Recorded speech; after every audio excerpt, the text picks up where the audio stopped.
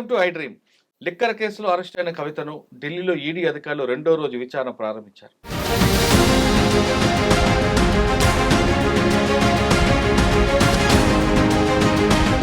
మొదటి రోజు విచారణలో ఆమె చాలా తక్కువ సమయం మాట్లాడినట్టుగా తెలుస్తుంది. కేవలం గంట సేపు మాత్రమే కవితతో మాట్లాడి ఈడీ అధికారులు సరైన సమాధానం రాబట్టలేదనే విషయం చాలా స్పష్టంగా తెలుస్తుంది. సాయంత్రం హరీష్ రావు, కేటీఆర్ వీళ్ళందరూ వెళ్ళి ఆమెతో కలిసిన తర్వాత కూడా ఆమెకు పూర్తిగా రెస్ట్ తీసుకున్నారు. ఈ రోజు ఉదయం మరొకసారి విచారణ ప్రారంభమైంది. విచారణలో ఆమె పూర్తిగా సహకరించలేని విషయాన్ని మనకి లోపల ఉన్న వాళ్ళు కొంతమంది చెప్తున్నారు. అయితే ఇందులో ఎంతవరకు వాస్తవం విషయాన్ని మాత్రం పూర్తిగా మనకు చెప్పట్లేదు. కానీ మొదటి రోజు విచారణలో ఆమె ఎలా సహకరించింది, వాళ్ళు ఏ విధంగా ఎటువంటి ప్రశ్నలు వేసి ఉంటారు, ఒకవేళ విచారణలు సహకరించకపోతే ఏ విధంగా పరిణామాలు ఉంటాయి, అంతేకాకుండా ఈ రోజు జరిగే పరిణామాల్లో క్వశ్చన్స్ ఏముంటాయి, అంతేకాకుండా ఆమె భర్త అనిల్ కూడా ఈరోజు రమ్మన్నారు. అనిల్ ఒకవేళ విచారణకు హాజరైతే జరగబోయే పరిణామాలు ఏంటి, ఒకవేళ రాకపోతే సిఈడి అధికారులు ఏ విధంగా యాక్షన్ తీసుకుంటారనే విషయాలు మనతో మాట్లాడడానికి రిటైర్డ్ పోలీస్ ఆఫీసర్ డాక్టర్ సర్వేశ్వర రెడ్డి గారు ప్రస్తుతం ఉన్నారు. ఆయన అడిగి పూర్తి విషయాలు తెలుసుకుందాం. సార్ నమస్తే అండి. నమస్తే మురళి. సార్, కవిత కేసు మనం ఫాలో అవుతున్నాం ఫస్ట్ నుంచి. నిన్న ఆమెకు మొదటి విచారణ స్టార్ట్ అయింది. ఉదయం నుంచి కూడా ఆమెతో మాట్లాడుతున్న అధికారులు కేవలం ఒక గంట సేపు మాత్రమే మాట్లాడారు అనేది మనకు సమాచారం లోపలిది. అయితే ఆ గంట సేపులో కూడా కొన్ని ప్రశ్నలే వేశారు, ఎక్కువ వేయలేదు. ఉదయం నుంచి కూడా ఆమె ఖాళీగా కూర్చోపెట్టారు. ఒకటి, ఆ గంటలో కూడా వేసిన ప్రశ్నలకి ఆమె కేవలం I don't know, I forget, please give some time అంటే పొడి పొడి సమాధానం చెప్పడం వల్ల జరిగే పరిణామాలు అనుకుంటే మనకి అంటే ఇంటర్నల్ సోర్స్లో వచ్చే దీంట్లో గతంలో కవితకి ఆల్రెడీ విచారించారు. అక్కడ ఉన్న ఇన్పుట్స్ ఈ కేసుకు సంబంధించిన వ్యక్తులతో డిస్కస్ చేసిన ఇన్పుట్స్ ని రెండు కొలాబరేట్ చేయడానికి చూస్తుంటే దానికి సరైన రెస్పాన్స్ అవ్వట్లని తెలుస్తుంది. ఉదయం నుంచి విచారణ వస్తుంటే కేవలం గంట మాత్రమే చేయడం వెనక ఉద్దేశం అనుకోవచ్చు.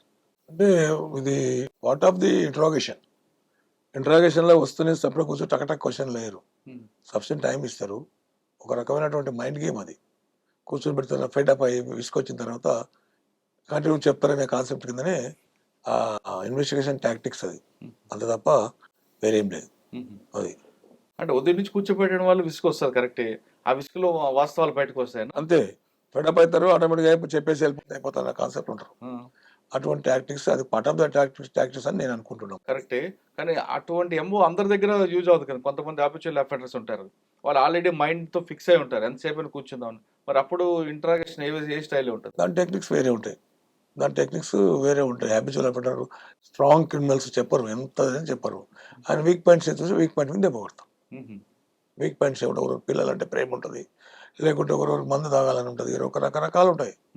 ఆ రకరకాలుగా ఇన్ఫర్మేషన్ ఎక్స్ట్రాక్ట్ చేయడమే ఐఓకి ఉంటుంది తప్ప వేరే ఇంటెన్షన్ ఏమి ఉండదు. కోఆర్డినేట్ చేసుకోవాలి కదా.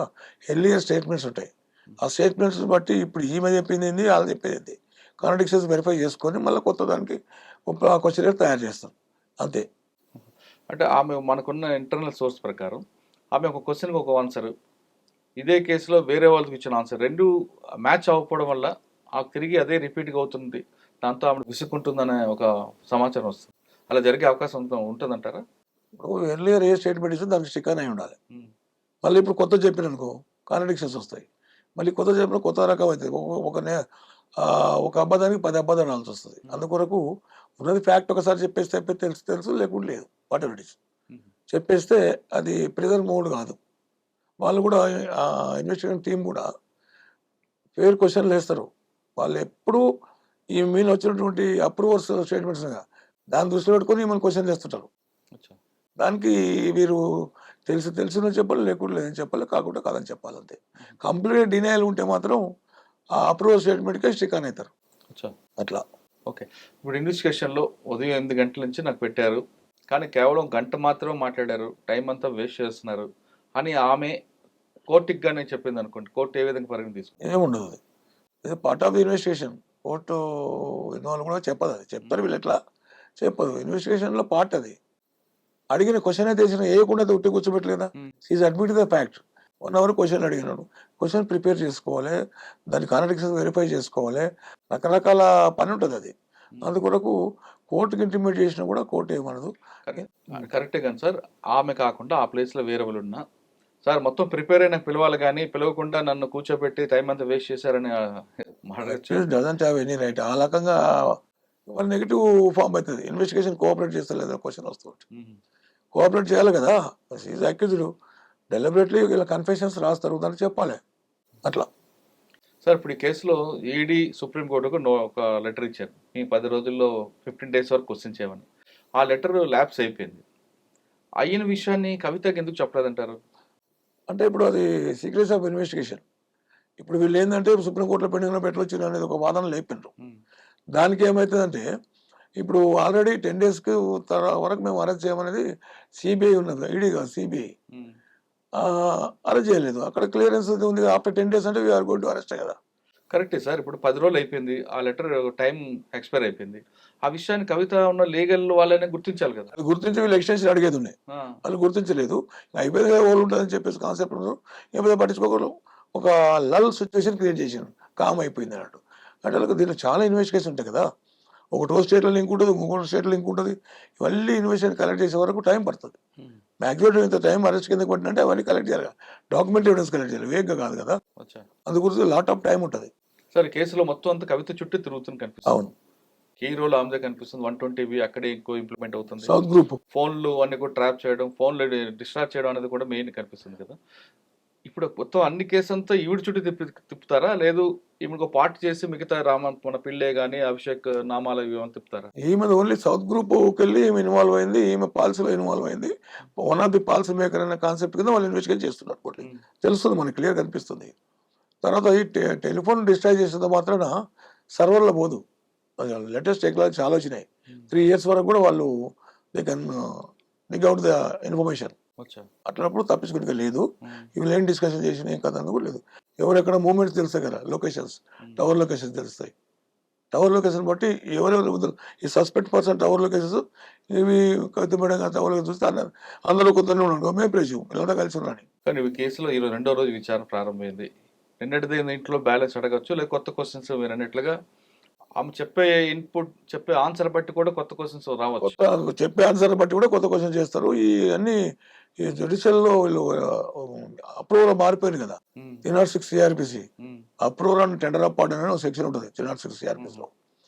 అప్రూవర్ స్టేట్మెంట్ ఇచ్చినాక దాన్ని జ్యుడిషియల్ తీసుకుంటుంది, 164 కింద కన్వర్ట్ అవుతుంది, um, recorded by statement by judicial కనుక.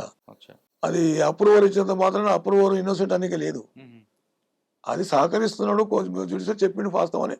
ఏమైనా కైండ్ యాక్ట్ వస్తే టెండర్ ఆఫ్ పార్డన్ అని ఒకటి ఉంటుంది, క్షమించి వదిలిపెట్టండి, ఉమ్, నిజం ఒప్పుకున్నాడు కనుక చెప్పిండు కదా అని. ఉమ్, అవన్నీ అప్రూవల్ చాలా ఉన్నాయి మేడం అగ్నిస్ట్గా. ఉమ్, మరి house is going to depend అనేది మిలియన్ డాలర్ క్వశ్చన్. వాళ్ళ అడ్వకేట్స్ ఏం చెప్తారు వచ్చా. అది. సరే, కేసులో ఆమె భర్త అనిల్ కూడా ఈ రోజు పిలిపిస్తున్నారు. ఆమె అవును. అనిల్ తో పాటు ఆమె ఉన్న అసిస్టెంట్స్ కూడా. అవును, ఒకవేళ అనిల్ రాకపోతే జరిగే పరిణామం ఉంటే, ఒకవేళ వస్తే ఏ విధంగా క్వశ్చన్ ఉంటుంది? నోటీస్కు డెఫినెట్ రావాలి, నోటీస్కి రిప్లై ఇవ్వాలి. రాకపోతే అనే క్వశ్చన్ డస్ నాట్ అరైజ్. ఎందుకంటే ఇన్వెస్టిగేషన్ కదా, కోఆపరేట్ చేస్తున్నాడు. ఈయన కూడా కోయాక్స్ అని డైవర్ట్ ఉందో మరి ఏం తెలియదు, ఇన్వెస్టిగేషన్ ఏమైందో ఉమ్, ఈయన రోజులు కూడా ఉందేమో పడి దాంట్లో. అందుకొరకు వాళ్ళు పిలుస్తారు, లేకుంటే ఎందుకు పిలుస్తారు అవసరం లేదు. పిలిచినా అవన్నీ ఎగ్జామ్ చేస్తారు, ఎవరెవరు వచ్చారు, ఎప్పుడు మ్యారేజ్, పిల్లలు ఎంతమంది, అవన్నీ సెంటిమెంట్ క్రియేట్ రెచ్చగొడతారు. దాని తర్వాత ఫ్యాక్ట్స్ ఏమైనా ఉంటే బయటకు తీస్తారు. నేను నిజం చెప్పు, నేను వదిలిపెడతావు అనే కాన్సెప్ట్ కింద ఉంటుంది. ఒకవేళ చెప్పలేదు, డినైల్ అని అనుకో, అదర్ ఎవిడెన్స్లో వీళ్ళ పేరు వచ్చి ఉంటుంది, అప్రూవల్ ఎవిడెన్స్లో వీళ్ళ పేరు వచ్చి ఉంటుంది, అనిల్ పేరు కూడా వచ్చి ఉంటుంది నేను అనుకుంటున్నాను, ప్రెజ్యూమ్. ఉమ్. అట్లా వచ్చినప్పుడు మాత్రం ఈయన డినై చేసినట్టు ఈయన కూడా యాడ్ చేస్తారు అక్యూజ్ కింద. కానీ కొంతమంది మీలాంటి అధికారులు ఎమోషనల్ ఇంటరాక్షన్ చేస్తుంటారు. అంటే భార్య భర్తలు ఒకవేళ కేసులు ఎదుర్కొంటే ఒకరిని విడిచిపెట్టడానికి ఇంకొకరు కూడా ఎమోషనల్ చేస్తుంటారు. అటువంటి జరిగే అవకాశం ఉంటుంది. సేమ్ నాకు జరిగింది ఒక ఇంపార్టెంట్ మర్డర్ కేసులో. ఆ, ఓ 18 మర్డర్ రెస్పాన్సిబుల్. ఎక్కడ? ఇక్కడ మన ఇబ్రాహిం గ్యాంగ్ అని తీసుకొచ్చాను అప్పుడు రాజేంద్ర ఉన్నప్పుడు. ఓకే. అతను ఎంత ఇంటరాక్ట్ చేసినా ఎన్ని క్వశ్చన్స్ చెప్పడు. బాగా వాళ్ళ డ్రింక్ అలవాట్లేదు, ఏ అలవాట్లేదు, హార్డ్కోర్. ఆలోచిస్తే ఇంక సెంటిమెంట్, బాబు సెంటిమెంట్ ఉంది, భార్య బాబు. వాళ్ళు పిలిచినాక చూసి బాబు అరే నేను నేరం వాళ్ళ మీద చేస్తారు అది అని మా సెంటిమెంట్ క్వశ్చన్స్ చేస్తే అవసరం నేను చేసిన చెప్పేసి ఎట్లా మొత్తం చెప్పాడు. అట్లా ఈ అనిల్ విషయంలో కూడా జరగవచ్చు. సెంటిమెంట్ నేను తీసేస్తాము, నీ పిల్లలు ఇవన్నీ కష్టమైతే కదా బాబు, ఆమె ఎప్పుడు వస్తుందో ఇంకా మీకు తెలియదు, నీవు ఉంటేనన్నా ఫ్యామిలీ చూసుకోవచ్చు, భవిష్యత్ పిల్లలు కదని చెప్పి సెంటిమెంట్ రెచ్చగొడతారు. ఉమ్, అప్పుడు అనిల్ ఏమైనా ఈల్డ్ అయితే స్టేట్మెంట్ రికార్డ్ చేస్తారు. లేదని ఇట్లే ఖచ్చితంగా నాకు తెలియదు, అది నేను రాను, అటెండ్ కాను అని మళ్ళీ అగైన్ ఈ అప్పు కోర్టు అన్నప్పుడు ఈ 164 మన అప్రూవల్ దాంట్లో చెప్పినట్టు నాకు అనుమానం వస్తుంది. అనిల్ పేరు కూడా వచ్చిందండి. అప్రూవల్ వచ్చింది. వచ్చినందుకే దాన్ని యాడ్ చేసి ఏం చెప్పకుండా తప్పించుకుంటే మాత్రం డెఫినెట్లీ అక్యూజ్గా ట్రీట్ చేస్తారు. Day after day one day is also పోక తప్పదు. సార్ అనిల్ వరకు ఓకే. పాపం అభం సొమ్ము తెలియని అసిస్టెంట్స్ కూడా ఇరుక్కుంటున్నారు కదండి. అసిస్టెంట్స్ ఎగ్జామ్ చేసి కొరాబరేట్ కింద తీసుకుంటారు. వచ్చిన రాలేదంటే వచ్చి పెద్ద పట్టించుకోరు. అసిస్టెంట్స్ అనేది వాళ్ళకి ఎవిడెన్స్ ఉన్నది. ఎక్కడ ఇంట్లో పని చేస్తుందే ఎవిడెన్స్. వచ్చిన పలాని పెళ్ళి వచ్చిన ఇంటికి, వాళ్ళ న్యాయాలు వచ్చిన ఇంటికి అంటే వాళ్ళ ఫోన్లు వాడినట్లుగా తెలుస్తుంది. వాటికి ఆటోమేటిక్గా వాళ్ళ విట్నెస్ సైడ్ చేసి పర్ఫెక్ట్ 164 చేయిస్తారు. ఇప్పుడు ఏమొచ్చిందంటే ఈడీకి అందరూ ఎందుకు భయపడతారంటే ఒక టీంకి ఒకటే కేసు ఉంటుంది సంవత్సరాలు చాలా డీప్గా ఎగ్జామ్ చేస్తారు. ప్రతి మైన్యూట్గా కూడా వాళ్ళు ఎగ్జామ్ చేస్తారు. అది వాళ్ళకు కూడా ఫెసిలిటీ. వేరే క్వశ్చన్ కమిట్ టు ల్యాండ్ ఆర్డర్కి వస్తే రోజు 10 కేసులు అవుతాయి. ఒకటి పోకముందు ఒకటి వస్తుంది, ఒకటి పోకపోతే కదా ఇన్వెస్టిగేషన్ చేయడానికి చేస్తారు. కానీ అంత ఈడీ లెవెల్లో సిబిఐ లెవెల్లో చేయడానికి సఫిషియెంట్ టైం ఉండదు లా అండ్ ఆర్డర్ వాళ్ళకు. అంతే చెప్పారు. అదే అంటే సాధారణంగా ఇంట్లో పని వాళ్ళ దగ్గర ఫోన్లతోనే కొంతమంది వివిఐపీలు మాట్లాడతారు. వాళ్ళ పర్సనల్ ఫోన్లు మాట్లాడరు. మేడం అడిగింది ఒకసారి అడిగాడని చెప్పి అసిస్టెంట్ ఫోన్ ఇస్తాడు. ఆ ఫోన్లో ఆమె ఏం మాట్లాడుతున్న విషయం వాళ్ళకి తెలియదు. అవును. అది ఒక క్రైమ్ అయినప్పుడు ఆయన రెస్పాన్సిబిలిటీ అవుతాడు. అసిస్టెంట్ రెస్పాన్సిబుల్ కాడు. నేనే చెప్తున్నా కదా, సర్కమస్టెన్షియల్ విట్నెస్ కింద పెడతారు. నా ఫోన్ తీసుకొని మాట్లాడాడు, కథం. ఏం మాట్లాడారో నాకు తెలియదు. ఏం మాట్లాడో నాకు తెలియదు. నా ఫోన్ ఇచ్చిన యజమానితో పని చేస్తున్నా కనుక తప్పనిసరిగా నేను ఫోన్ ఇవ్వాల్సి వస్తుందా సార్? ఫోన్ ఇచ్చినా ఫోన్లోకి వెళ్ళి మాట్లాడి ఏం మాట్లాడుకోవడం, ఆ పక్కన వాళ్ళకి పోయి మాట్లాడని చెప్తారు. ఆటోమేటిక్గా సర్కమస్టెన్షియల్ విట్నెస్ కింద పెడతారు. అది సరిపోతుంది ఎవిడెన్స్గా. ఫోన్ తీసుకొని మాట్లాడాడు, ఆ ఫోన్ ఏం మాట్లాడేది వాళ్ళతో ఇన్ఫర్మేషన్ ఉంటుంది. లింకింగ్ ఇన్వెస్టిగేషన్ అంతా లింకింగ్, సర్కమస్టెన్షియల్ ఎవిడెన్స్ అంతా కూడా చైన్ లింక్ తెగితే పోతాయి. అందుకో జగన్ కూడా బిగరపడతారు. లేకుంటే వీళ్ళు డిఫెన్స్ విట్నెస్ కింద ప్రొడ్యూస్ చేయొచ్చు. నేను ఫోన్ చేయలేదు, నాకు సంబంధం ఎక్కడ ఉందో తెలియదు, అది ఎప్పుడో పోయిందని మళ్ళీ అని చెప్పడానికి ఛాన్స్ ఉంది డిఫెన్స్ విట్నెస్ కింద. అందుకో to avoid that defence witness కింద ఉండడానికి ఈ ఇంట్లో పనిచేసే పని మనుషులు కూడా ఎగ్జామ్ చేస్తారు. అట్లా వీళ్ళకి విట్నెస్ గా పెట్టుకుంటూ లింక్ చైన్ లింక్ ఉంటుంది investigation. Trip method, core method, wheel methods అని 3-4 మెథడ్స్ ఉంటాయి ఇన్వెస్టిగేషన్ టాక్టిక్స్ లో.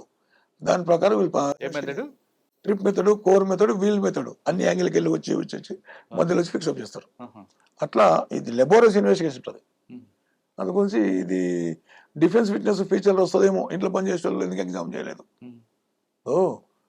దాన్ని సీడీలో డిలీట్ చేయొచ్చు. సిడీస్ ఉంటాయి 172 సిఆర్పిసి ప్రకారం. ప్రతి డే టు డే రొటీన్ కొట్టడానికి సీడీ తప్పకుండా ఇన్వెస్టిగేషన్లో సీడీలో డిలీట్ చేస్తాం మేము. When I went to the house of the accused inmates when he examined, they denied the fact. So, hence I did not record the statements. అని సీడీలో line రాస్తాం. కోర్టులో వాళ్ళు ప్రయోగించి చెప్తాం. Already I mention in my CD ఎవరన్నా వాళ్ళు చెప్పినప్పుడు నేనేం చేస్తా, డినే చేసిన చెప్తాం.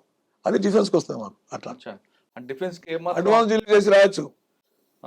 డిఫెన్స్ కి ఏమాత్రం అవకాశం లేకుండా వాళ్ళు ఫిక్స్అప్ చేస్తారు. డిఫెన్స్ దృష్టిలో పెట్టుకొని ఇన్వెస్టిగేషన్ చేయాలి, లేకుంటే కేసులు అయితే డిఫెన్స్ ఏం ప్రశ్నలు వేస్తాడు, ఏం ఆడతాడు అనేది అదొక పార్ట్ ఆఫ్ ది ఇన్వెస్టిగేషన్ తెలుసుకోవడం. డిఫెన్స్ ఇన్వెస్టిగేషన్ అట్లా. సరే, ఇవాళ రెండో రోజు అవుద్ది. 3, 4, 23 తారీఖు వరకు ఆమెకి కస్టడీ ఉంది. ఈ 7 రోజుల్లో అంత ఇన్పుట్స్ వస్తుంది సార్? అంత క్వశ్చన్లు ఉంటాయా లేదా మైండ్ గేమ్? మైండ్ గేమ్ అంత కాదు. ఎందుకంటే చాలా మంది విట్నెస్ ఎగ్జామ్లో ఒకరిది 10-20 పేజీలు ఉంటాయి. అక్కడ అన్ని పాయింట్స్ అన్ని మెన్షన్ చేసుకుంటారు. దాన్ని ఒక క్వశ్చన్ అయితే తయారు చేస్తారు. ఒక క్వశ్చన్ ఏదో ఈమె రికార్డ్ చేసిన ఈ కాంట్రడిక్షన్స్ ఇక్కడ చూసుకోవాలి. చూసుకుంటే పలానా కొత్త పేరు వచ్చింది అనుకో, 1 రోజు ఏదైనా ఎగ్జామ్ చేయాల్సి వస్తుంది. ఇదంతా చాలా టైం పడుతుంది. అట్లా అంటే ఒకవేళ 7 రోజులు సరిపోతే సరిపోదు మళ్ళీ ఇస్తారు. సార్, ఈ కేసు అయిన తర్వాత 7 రోజులు సరిపోయింది అనుకోండి, కోర్టులో ప్రొడ్యూస్ చేస్తారు, కోర్టు రిమాండ్ ఇస్తుంది, జైలుకి పంపిస్తారు. ఆ జైల్లో ఉన్న టైంలోనే సిబిఐ వాళ్ళు కేసులో ఆల్రెడీ ఎక్కించారు కాబట్టి వాళ్ళు మళ్ళీ కస్టడీ పెట్టి చేసుకుంటారు, వాళ్ళ దాంట్లో డైరెక్ట్ గా అరెస్ట్ చూపించేస్తారు. లేదు, కస్టడీ పెట్టి చేసుకొని మళ్ళీ వాళ్ళు ఇంటరాగేట్ చేస్తారు. కన్ఫ్యూజన్ రాస్తారు. ఎవరో statement list another person statement is not admissible. 25 evidence అంటే చెప్తాయి 25 చట్టం ఎవిడెన్స్ చట్టంలో. కానీ ఆల్రెడీ ఈడీ ఇన్ఫర్మేషన్ తీసుకుంది, కస్టడీ చేసుకుంది కదా, మనకి సిబిఐ అవసరం ఉంది. సిబిఐ క్రైమ్ పాయింట్ ఆఫ్ ఇది మనీ లాండరింగ్, డబ్బులు చేతులు మారినాయి, ఎట్లకెళ్ళి వచ్చింది, దాని సోర్స్ ఏంది, ఇన్కమ్ ట్యాక్స్ పేడా, వైటా, బ్లాకా, మొత్తం ఉంది సోర్స్ కింద ఇది ఎగ్జామిన్ చేస్తాయి ఈడీ. అది వచ్చేసి క్రైమ్. దేశ భద్రతకు ముప్పు వాటిల్లే విధంగా ఆర్థికంగా దెబ్బ కొట్టడం, 174 కోట్లు వసూలు చేయలేకపోవడము, రకరకాలు ఉన్నాయి కదా. ఈ గ్రూప్ అనే కాన్స్పిరసీ అగైన్స్ స్టేట్ కంట్రీ కింద వస్తుంది, స్టేట్కి వస్తుంది. ఆ కాన్స్పిరసీలో భాగంగా వీళ్ళు ఎగ్జామ్ చేస్తారు. అదే 2 సపరేట్ ఇట్లా పోతుంటాయి. దీంట్లో దాంట్లో తప్పించుకునే లేదు, దానికి సంబంధం లేదు. అది క్రైమ్, ఇది వచ్చి మనీ లాండరింగ్ అట్లా. సరే ఇవంతా ఫైనల్ గా చెప్పండి. ఇదంతా చూస్తుంటే కరుణానిధి కూతురు కనిమొళి కనిమొళిలో కేసు అవుతున్నట్టు. To the spectrum. ఉమ్, ఆమె 4 years ఉంది జైల్లో నాకు తెలిసి. Um, maybe correct, may not be correct. Till complete అయిన తర్వాతనే బయటకు వచ్చింది ఆమె, అదన రాలేదు. ఇది అక్యూటల్ అయింది, క్లీన్ అక్యూటల్ అయింది. అది ఉమ్. అయిన తర్వాత బయటకు వచ్చాడు కరుణానిధి కానీ, మన ఈయన రాజా రాజా వాడు, కనిమల వాడు, మన తెలుగు కూడా హైదరాబాద్కి అది స్టాంపుల కేసులో పోయిన వాళ్ళు ఉన్నారు కదా, ఆ, అది కూడా ఎన్నేళ్ళు ఉన్నారు, కృష్ణ. మనకి పేర్లు ఎందుకు కలిసి ఉంటాయి కానీ దాంట్లో కూడా 3-4 years దాకా రాలే. ఉమ్, అది స్టాంపుల కేసులో, అది సిబిఐ ఇన్వెస్టిగేషన్, ఉమ్. మళ్ళీ సిబిఐ ఇన్వెస్టిగేషన్ అట్లా. అందుకొరకు it's not so easy to come out అనేది క్వశ్చన్. సరే ఇప్పుడు కేసు కవితతో ఆగిపోతుందా, ఇంక ముందుకెళ్ళే అవకాశం ఉంటుంది? కవిత ఇచ్చిన ఇన్ఫర్మేషన్ పడితే ముందుకు అవుతుంది, లేదంటే దేర్ ఇస్ ద మ్యాటర్. ఒక అప్రూవర్ ఆ స్టేట్మెంట్లు అని చూసుకొని కోఆర్డినేట్ కోయిన్సైడ్ అయింది అనుకో, అక్కడ ఆపేసి ఛార్జ్షీట్ ఫైల్ చేస్తారు. ఛార్జ్షీట్ ఫైల్ చేసినా కూడా బెయిల్ ఇచ్చి వదిలిపెట్టద్దు, బెయిల్ వస్తే మళ్ళీ విట్నెసెస్ ట్యాంపర్ చేస్తారు అని ఒక పిటిషన్ ఇస్తారు వీళ్ళు. ఆ పిటిషన్ ఆధారం తీసుకొని కంటిన్యూ అవుతుంటుంది. ఉమ్. ఇప్పుడు అంత ఈజీ కాదు, నాట్ సో ఈజీ. 6 months అయితే as per my best of knowledge 6 months కన్నా లోన్ అయితే రాదు బెయిల్. ఎట్లా వస్తుంది మళ్ళీ? రానికి రాదు కదా, చాలా ఎవిడెన్స్ పెండింగ్ ఉంది కదా. వీళ్ళే 2-3 నెలలు చేస్తారు, అది రికార్డ్, ఇది రికార్డ్, అది రికార్డ్. సార్ ఫస్ట్ లోనే సహకరించుంటే ప్రాబ్లం వచ్చేది కదేమో కదా. నేను ఫస్ట్ నుంచి ఒకటే మాట చెప్తున్నా మురళి, సిబిఐ ఫస్ట్ నోటీస్ పంపినప్పుడు సెక్షన్ 6 కింద వచ్చింది. ఇప్పుడు ఈఎంఎల్ యాక్ట్ కింద, ఈ యాక్ట్ కింద సెకండరీది. ఫస్ట్ సిబిఐ ఎఫ్ఐఆర్ చేసింది, అప్పుడు నోటీస్ పంపారు, విట్నెస్ కింద పంపారు. దాన్ని బేస్ చేసుకొని మేడం గారు అక్కడ ఢిల్లీ హైకోర్టులో వేసుకొని not to arrest investigation can go on అని ఒక ఆర్డర్ తెచ్చుకోగలిగితే, ఇప్పుడు వీటిలో కూడా part of the same transaction 2 times arrest ఉండదు. ఆర్టికల్ 21 డబుల్ జిఏ పార్టీ ఉండదు. అచ్చా. అందు గురించి అది పనికొస్తున్నాయి ఈ యాక్ట్కు. అలాంటి దాంట్లో బెయిల్ వచ్చింది, దీంట్లో ఎందుకు అన్నట్టు బేస్ తీసుకుని వస్తుండే. మరి వాళ్ళ అడ్వైజర్లు ఎట్లా సలహాలు ఇచ్చినో, మరి కథను ఎట్లా యాంటిసిపేట్ చేసినో వాళ్ళకే తెలియాలి, మనకు తెలియదు కదా. అంటే నాకు తెలిసిన ప్రొసీజర్ నేను చెప్తున్నా. అంటే సిబిఐ కేసులో బెయిల్ తెచ్చుకుని ఉంటే ఈ కేసులో అరెస్ట్ ఉండేది కాదు. అరెస్ట్ ఒకవేళ చేసినా కూడా ఆల్రెడీ సీజన్ బెయిల్ అని కోర్టు ఆర్డర్ ఉంటుంది. నాతో అరెస్ట్ ఆ కేసులో ఎందుకు అరెస్ట్ బెయిల్ తీసుకోలేదు? అంతే కదా, నేను 61 కింద వచ్చినప్పుడు టక్కగా తీసుకుంటే అయిపోతుండే. మరి ఎందుకండి బెయిల్ అంటే బెయిల్ కాదు, నాట్ టు అరెస్ట్ ఇన్వెస్టిగేషన్ కొనుక్కోవాలి, అరెస్ట్ కాంగ్రెస్ వస్తుంటాయి. మరి అది కూడా ఎందుకు వీళ్ళకి ఆలోచన లేదా, లేదు ఓవర్ కాన్ఫిడెన్స్? ఏమో వాళ్ళ లీగల్ అథారిటీ ఏ విధంగా ఆలోచించిందో వాళ్ళకే తెలియదు. అంటే ఆవిడ కంటెంట్ ఎప్పుడు కూడా నేను తప్పు చేయలేదు, ఇదంతా పొలిటికల్ కేసు అంటున్నది కదా ఆవిడ. అవును, king can do no wrong అనే బ్రిటిష్లో ప్రావర్బ్ ఉంది. రాజు తప్పు చేయడు, కానీ తప్పు చేస్తాడు. చేసేందుకు వచ్చింది, ఇన్వెస్టిగేషన్ ఎందుకు వస్తుంది? రాదు కదా. ఇప్పుడు ఇన్వెస్టిగేషన్ మీరున్నారు, నేను ప్రాసిక్యూట్ చేసుకుంటాను కాదు అట్లా. There is evidence against her, there is a judicial proceedings against her. ఇవన్నీ ఉన్నప్పుడు మరి వాళ్ళు అట్లా ఆలోచించకుండా ఉండేది. నేను చెప్పేది ఫస్ట్ నుంచి చెప్తున్నా. 61 ఎప్పుడు 5 నోటీసులు వస్తుండే, అది లడ్డూలాగా దొరికినట్లే. కోర్టు కూడా ఆలోచిస్తుంది కదా, అరే విట్నెస్ను అరెస్ట్ యాంటిసిపేట్ చేస్తుంది కదా, కోఆపరేట్ చేస్తుంటుంది. Arrest is not the mandatory అని కూడా సిఆర్పిసి ఉంది. తప్పకుండా అరెస్ట్ చేయాల్సిన అవసరం లేదనేది కూడా ఒక ప్రొవిజన్, మ్యాండేటరీ కాదనేది ఉంది. ఎందుకంటే అరెస్ట్లో లిబర్టీ రెస్ట్రైన్ అవుతుంది, ఫండమెంటల్ రైట్స్ హర్ట్ అవుతాయి, ఇవన్నీ ఉంటాయి. అందుకొరకు కన్ఫైన్మెంట్ వస్తుంది. ఇవన్నిటికి against arrest is not mandatory అని కొన్ని సందర్భాల్లో సుప్రీంకోర్టు కూడా జడ్జిమెంట్స్ ఇచ్చింది. ఆ అవకాశాన్ని మేడం గారు ఉపయోగించుకునేది ఉండే అనేది నా అభిప్రాయం. మీరంటూ ఉపయోగించుకోలేదంటే మళ్ళీ వాళ్ళ లీగల్ అడ్వైస్ ఎట్లా ఇచ్చిండ్రో మరి కథలు. మీరంటూ నేనేం తప్పు చేయలేదు, నాకేం అవసరం ఉందనే ఫీలింగ్లో ఉన్నట్లుంది. ఇంకా ఎఫ్ఐఆర్ నా పేరు లేదు కదా, వయసు అనే ఆలోచన కూడా వచ్చి ఉంటుంది. ఎఫ్ఐఆర్లో నేను చెప్పేది అదే, విట్నెస్ స్టేట్మెంట్ వస్తే ఈమెను అక్యూజ్డ్ యాడ్ చేయమని 216 సిఆర్పిసి కింద లెటర్ ఇస్తారు, అక్యూజ్డ్ యాడ్ అవుతుంది. ఎఫ్ఐఆర్ ఉన్న కూడా తీసేయచ్చు, లేని కలపచ్చు. ఎఫ్ఐఆర్ అనేది ప్రాథమిక సమాచారం, ఫస్ట్ ఇన్ఫర్మేషన్ రిపోర్టు 154 సిఆర్పిసి ప్రకారం. 157 సిఆర్పిసిలో ఇన్వెస్టిగేషన్ స్టార్ట్ అవుతాయి. ఇన్వెస్టిగేషన్ ఇవన్నీ వస్తుంటాయి, ఉంచాలన్నా తీయాలన్నా, ఎవిడెన్స్ ఏం చెప్తుంది అనేది అవి ఒక రైట్ అది. సార్ ఒకసారి మనం వెనక్కి వెళ్తే కేటీఆర్ గారు చెప్తున్నారు ట్రాన్సిడెంట్ వారెంట్ కావాలి, ఉండాల్సిందే, అరెస్ట్ చేయకూడదు, కేవలం 30 కిలోమీటర్లు మాత్రమే అనేది దానికి బోర్డర్ ఉందా? ఏం లేదు, మన ఆయన ఏం చదివినా మనం ఎవరు చెప్పినా కానీ transit warrant provision is different. 24 hours produce చేయాలి. అంతే. ఆ కానీ ప్రొడ్యూస్ ఆయన చేయాలని ఏమంటారంటే 30 గంటలు మాత్రమే ఉండాలంటారు. They are approaching Supreme Court. Let wait what Supreme Court to give the verdict. ఆ ప్రొవిజన్ ఉందండి 30 ఉంటుందండి. 24 hours లోపల ఆర్టికల్ 21 అని చెప్తుంది కాన్స్టిట్యూషన్. మీరు ఒక వ్యక్తిని కస్టడీలో తీసుకున్నా అరెస్ట్ చేసినా 24 hours లో కన్సర్న్ జ్యుడిషియల్ ముందర ప్రొడ్యూస్ చేయాలి. అవును సార్, అదే సుప్రీం కోర్ట్ గైడ్ లైన్స్ ఉంది. అవును. కానీ 30 గంటలు మాత్రమే ఇక్కడ ఉందా అంటున్నా. 30 లేదు. కిలోమీటర్లు, లేదు లేదు లేదు 30 కిలోమీటర్ దూరం దాటితే ట్రాన్సిట్ వారెంట్ ఉండాలని ఉందా? ఏమో నాకైతే మరి అంటే ఆయన ఇంటి నుంచి ఎయిర్పోర్ట్ కి 30 కిలోమీటర్లు అవుతుంది కదా. నాకున్న నాలెడ్జ్ ప్రకారం అయితే అది కరెక్ట్ కాదు, లేదనుకుంటున్నా. మరి వాళ్ళకి ఎక్కడైనా వేరే ఏమైనా దాంట్లో దొరికిందో అది ఆ విధంగా అనుకుంటే కవిత గారి ఇంటి నుంచి ఎయిర్పోర్ట్ కి 30 కిలోమీటర్లు వస్తుంది కదా. అవును. ఇప్పుడు ఒక ఇన్వెస్టిగేషన్ ఏజెన్సీ ఒక రెప్యుటేటెడ్ పర్సన్స్ అరెస్ట్ చేస్తుంటే they will take all precautions. అంటే మీతో తీసుకోవద్దని అలా కూడా తీసుకుంటారు, కానీ కొంచెం లీనియంట్ ఉండొచ్చు. ఈ స్ట్రాంగ్ పర్సన్స్, లా నోయింగ్ పర్సన్స్ను, వెల్ బ్యాక్గ్రౌండ్ పర్సన్స్ను అరెస్ట్ చేసేటప్పుడు every precaution they will take. Precaution తీసుకోకుండా చేయరు. ఆ ట్రాన్సిట్ వారెంట్లు అట్లా ఉంటే మళ్ళీ they can challenge every power to challenge. ఈయన సుప్రీంకోర్టులో ఛాలెంజ్ చేయొచ్చు కదా, ఆర్టికల్ 32 కింద అట్లా వీళ్ళు చేయొచ్చు, ఛాలెంజ్ చేయొచ్చు, లేకుంటే కన్సర్న్ కోర్టులు వేయచ్చు అని ఉన్నాయి. రకరకాల లీగల్ ప్రొవిజన్స్ ఉన్నాయి, రెమెడీస్ ఉన్నాయి. ఒకవేళ అది తప్పు అంటే మాత్రం డెఫినెట్లీ సివిల్ గెట్ బెయిల్. రెండో రోజు విచారణలో కవిత ఏం చెప్తారనే అంశంపైనే 3, 4, 5, 23 తారీఖు వరకు ఉంటాయంటున్నారు సర్వేశ్వరరెడ్డి గారు. ఆమె గతంలో విచారించిన సమయంలో ఇచ్చిన సమాధానం, అదేవిధంగా ఆ కేసులో అప్రూవ్గా మారని ఇచ్చిన వాళ్ళ సమాచారం రెండు కలుపుతారు. ఒకవేళ అక్కడ ఏం తేడా వస్తే మరో కొత్త వ్యక్తిని పిలుస్తారని చెప్తున్నారు. ఒకవేళ ఈ కేసులో ఆ కవిత భర్త అనిల్ రాకపోతే దీని పరిణామాలు మరొక రకంగా మారే అవకాశం ఉంటుందంటూ చెప్తున్నారు. ఇది కవిత అరెస్టుపై సర్వేశ్వరరెడ్డి గారి విశ్లేషణ. మరో అంశాల్లో మళ్ళీ కలుద్దాం. అంతవరకు నమస్తే. Thank you sir. నమస్తే.